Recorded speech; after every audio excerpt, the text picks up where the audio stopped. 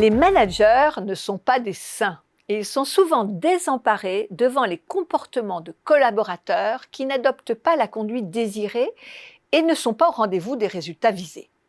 Que dire quand à 18h, un vendredi soir, le dossier attendu est bourré de fautes d'orthographe ou d'analyses incomplètes? Comment réagir devant un commercial qui rabroue un client?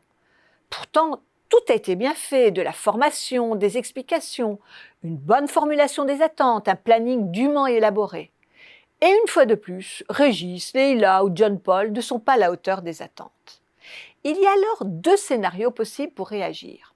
Le premier, le plus naturel, je répète, les managers ne sont pas des saints.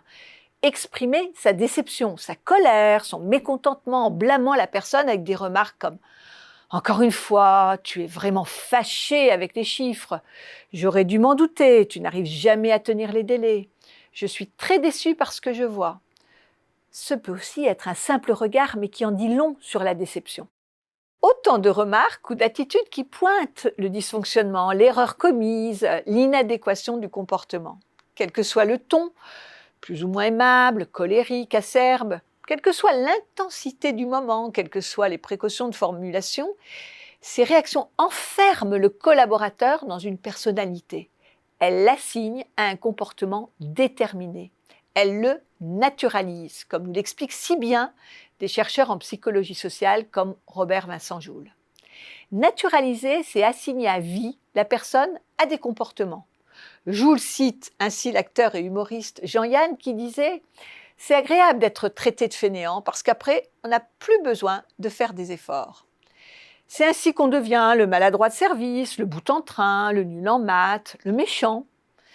Ainsi décrypté, on comprend vite que ces situations ne sont ni désirables ni souhaitables et qu'elles ne peuvent générer que du malaise et de la souffrance. Quelle est la clé pour sortir de ce piège où se retrouvent aussi bien manager que manager? Celle que nous livre la théorie de l'engagement est de dénaturaliser la situation, c'est-à-dire de dissocier la personne, qui je suis, de ses actes, ce que je fais.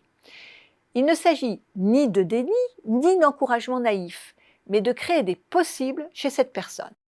Comment s'y prendre? Dans un premier temps, séparer la personne de l'acte. Ce dossier bâclé, ce n'est pas ta façon de travailler.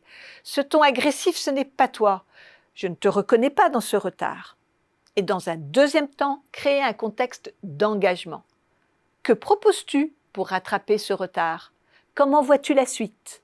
Cette possibilité de proposer une solution, un acte réparatoire, d'avoir une seconde chance, permet d'envisager un avenir commun plus serein. Il faudra certainement tirer quelques enseignements de l'erreur ou du faux pas pour ne pas la commettre à nouveau. Car si les managers ne sont pas des saints, rappelons-nous aussi que persévérer dans l'erreur est diabolique.